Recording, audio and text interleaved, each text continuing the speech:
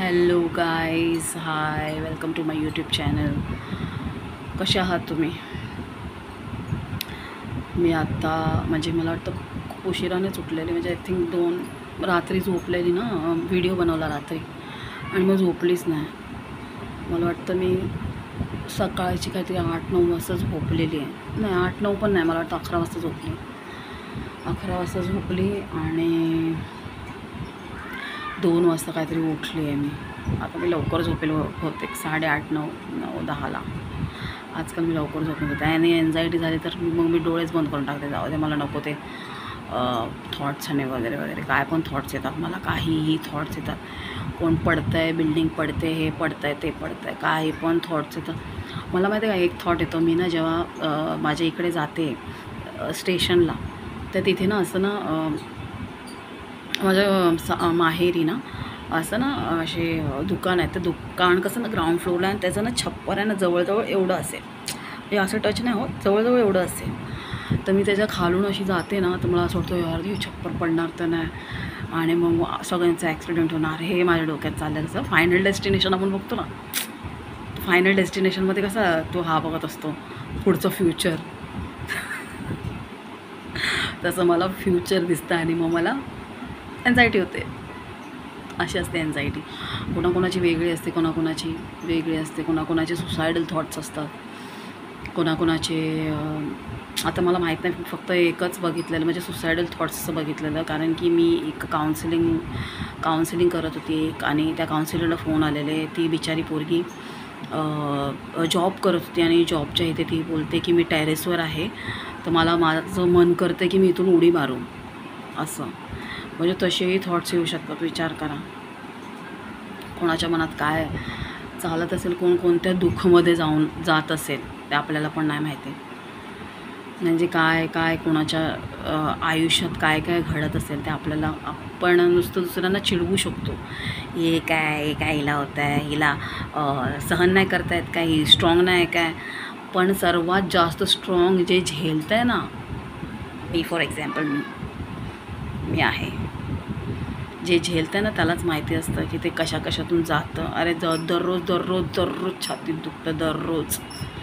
जेव्हा एन्झायटी होते, जेव्हा विचार येतात, जेव्हा काय होतं. आत्ताही छातीत दुखतं बोलता तुमच्याशी बोलते मी तुमच्याशी, पण माझे थॉट वेगळे चालले आहेत. काय थॉट्स मी नाही सांगू शकत तुम्हाला, कारण की ते पर्सनल आहे. पण काय मी शेअर करू शकते तुमच्याशी. जसं की आता मी शेअर केलं. कधी म्हणजे मला असं थॉट येतो की माझा नवरा सकाळी किंवा रात्री ट्रेनमधून येतो, तर त्याला कोणी धक्का दिला, तो ट्रेनमधून पडला, असे थॉट्स येतात. किंवा माझा भाऊ कुठे गेला तर त्याचं ॲक्सिडेंट झालं, बहीण कुठे गेली तिचं ॲक्सिडेंट झालं, पप्पा मम्मी कुठे गेले, ते लोकांना चक्कर येऊन पडले. काय पण मला फ्युचर दिसतं खाली फुकटचं. ते काय तो बाबा आहे मी, कोणता तो फ्युचरवाला बाबा, ज्याला फ्युचर दिसतं तोच बाबा आहे मी. मग आता काय बोलू, काय माहिती एन्झायटी कधी जाईल.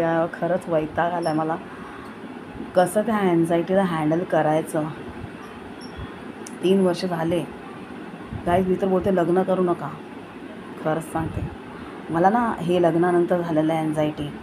म्हणजे लग्नाच्या नंतर माझं काय झालेलं की मला ना जॉबचा फ्रस्ट्रेशन होता पहिलाच. तुम्हाला सांगितलं असेल बहुतेक स्टोरी, तरी सांगते मी परत. जॉबचं ना फ्रस्ट्रेशन होता. ते सर माझ्यासारखे ॲडमिशन आणा. मला जॉबचा फ्रस्ट्रेशन होता. एक साईडून माझं थोडंसं सासरकडून पण होतं फ्रस्ट्रेशन. आम्ही वेगळे राहत होतो म्हणून, की ते लोक बोलत होते की तुम्ही या जॉईंट फॅमिलीमध्ये राहा. तर मला माहिती होतं जॉईंट फॅमिलीमध्ये भांडणं होतात आणि मला त्यांचं नेचरही माहिती आहे, म्हणून मी तिकडे गेली नाही. तर असे काही रिझन्स होते गाईज. आणि मग मी एकटी राहते. म्हणजे जेव्हा माझा नवरा जाईल तेव्हा मी एकटीच राहते. आणि माझं माहेर इथे जवळच आहे, 15 मिनिट्समधून. फोन केला की ते लोक येते. तर माझं काही एवढं हे नाही, पण तरीसुद्धा कधी आपण एकटे राहतो. मला एकटं पण आवडतं. मला असं वाटतं की मी एकटी राहते यार, मस्त राहते. एकटं राहायला जी मज्जा आहे ना ती कुठेच नाही. पण मला असं वाटतं की उद्या काय मला चक्कर येऊन पडली, मला हार्ट अटॅक आला किंवा काही मला एकटं काही झालं, बघ काय. मग काय नाही, दरवाजा तोडून माणसं येतील, 5-6 दिवस लक्षात ठेवतील मला, नंतर विसरून जातील सर्व लोक. सगळ्यांची लाईफ ॲक्च्युली पुढे जायचीच असते. काय नाही, मरायचं तर आहे सर्वांना, दॅट इज द ट्रुथ. आणि झेलते कशी तरी एन्झायटी, काय करणार. मग अशी एन्झायटी होते. तर मी बोलते कोणाला असं तुम्ही असं चिडवू नका. हे एन्झायटी जे आहे ना, ती अशी एन्झायटी होते की कोणाकोणाला काय काय एन्झायटी होईल ना. आणि तुम्हाला म्हणजे सर्वांना एन्झायटी असते.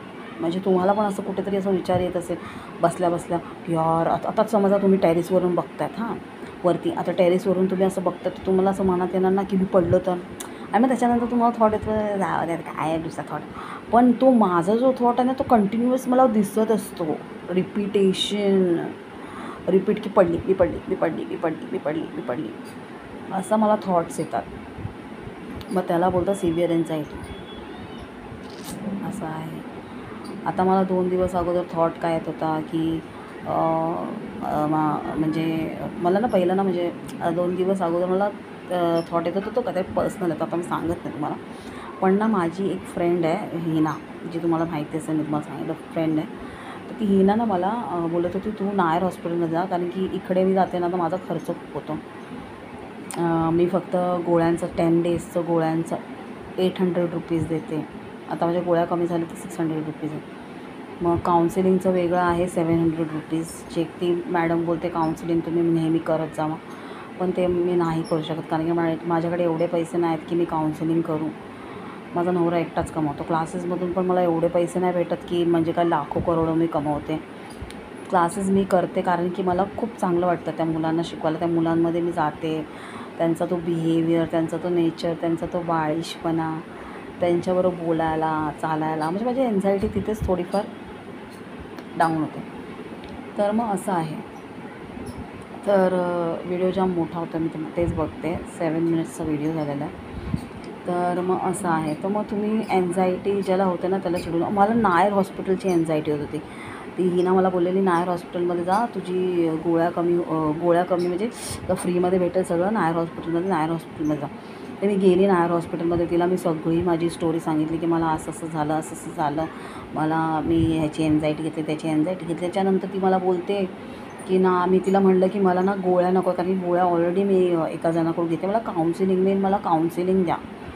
तर तिने मला काउन्सिलिंग नाही दिली. ती मला बोलली की काउन्सिलिंगसाठी कोणच नाही आहे, असं मला बोलली ती नायर हॉस्पिटलमधून. तर मग आता मी काय करू. म्हणजे मला काउन्सिलिंग ॲक्च्युली माझ्याकडे एवढे पैसे नाही आहेत की मी काउन्सिलिंग 700 देऊन मी महिन्यातून जरी एकदा केली तर ठीक आहे. पण मला एन्झायटी जास्त होते, तर मला विचार करते मी काउन्सिलिंगची जास्त मला गरज आहे, पण मी एवढे पैसे नाही देऊ शकत. आणि मी गोळ्या तर बोलतात ना मजबुरीने मला खायला लागतात, आणि मला मजबुरीने मला ते पैसे कुठून ना कुठून तरी अरेंज करायला लागतात मला, माझ्या हस्बंडला, आणि मला घ्यावेच लागतात ते गोळ्या. तर ठीक आहे ना, मग आता काय करणार, करावं लागतं, लाईफ आहे. तर गोळ्या तर मी खायला विसरत नाही, पण एन्झायटी होती त्याचं काय. गाईज प्रे करा किंवा काय करतात ते करा. असं काय बोलतात ते युनिवर्सला मला सांगायचं आहे की प्लीज माझी एन्झायटी जाऊ दे. आणि जर एन्झायटी असेल तर त्याच्यापाठी काहीतरी मला काय बोलतात म्हणजे एक असतं ना की थॉटफुल, म्हणजे काहीतरी असं विचार करून एन्झायटी यायला पाहिजे की नाही. म्हणजे त्याचं ना कसं सांगू मी, आता मला ते वर्ड नाही सुचत आहे, आता नाही आठवत आहे वर्ड. म्हणजे त्याच्यापाठी काहीतरी रिझन आहे, म्हणजे काहीतरी असं पूर्ण असं हे दाखवायला पाहिजे की आता मी असा विचार केला तर हे पडेल का, नाही पडलं तर काय होणार आहे, जास्तीत जास्त काय होणार आहे, मरणार आहे, मारायचं तर आहेच. मग ठीक आहे, पडलं तर मग तू पडणार आहे का, नाही तेजश्री हे पडणार नाही, हे तुझी एन्झायटी बोलते, असं काहीतरी रिझन मला माझं डोकं दाखवते. माझं डोकं माझ्याशी खेळतं, आणि डोकं खूप खूप खूप खेळतं आहे माझं डोकं. मी डोक्याशी खेळायला पाहिजे, मला डोकं चालवलं पाहिजे, डोकं मला चालवतं आहे. गाईज असं असतं anxiety is very very dangerous. आणि बघा, कोणालाच नाही व्हायला पाहिजे ही एन्झायटी. 3 वर्ष झाले मी लग्नापासून एन्झायटी सहन करते.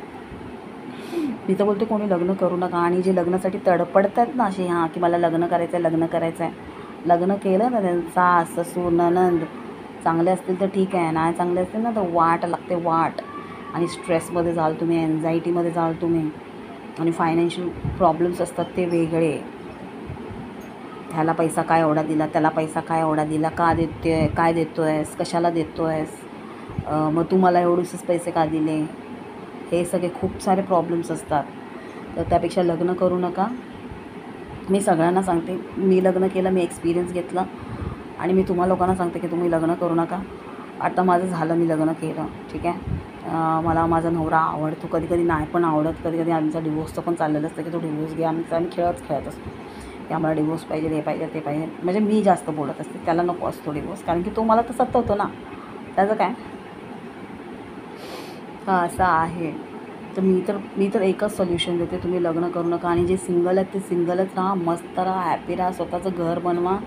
आणि ज्यांनी डिवोर्स घेतला आहे खूप चांगलं, बेस्ट. आता पुढे दुसरा कोणी बघू नका, बकरा कोणाला शोधू नका. खूप सारे ऑप्शन्स आहेत तुमच्याकडे. तुम्ही स्वतःचं करिअर करू शकतात, एक चाइल्ड अडॉप्ट करू शकतात म्हातारपणाचा जर तुम्ही विचार केला, किंवा एक चॅरिटी, म्हणजे चॅरिटी देऊ शकता पैशाने. आणि त्या म्हणजे चॅरिटेबल ट्रस्ट हॉस्पिटलला सांगा की तुम्हाला सांभाळायला म्हातारपणे, त्याच्या बदले असं काय खूप काय करू शकतो आपण. पण आपल्याकडे पैसे हवा आहे त्याच्यासाठी. आणि पैसे हवे तर तुम्ही एकटा राहिला तर तुम्ही आरामात पैसे कमवाल. आता मी माझ्या नवऱ्यासोबत राहते, मी पण पैसे कमवू शकते, असं नाही की नाही कमवू शकत. पण यूट्यूब व्हिडिओ बनवते, त्याच्यावरती आता मी डिपेंड आहे. बघू आता मला किती लाईक्स आणि फॉलोवर्स भेटतात. मला सपोर्ट करा, लाईक करा, आणि प्लीज फॉलो मी. आणि एन्झायटी ज्याला असेल त्याला प्लीज चिडवू नका, समजून घ्या त्याला, ठीक आहे. लव यू गाईज.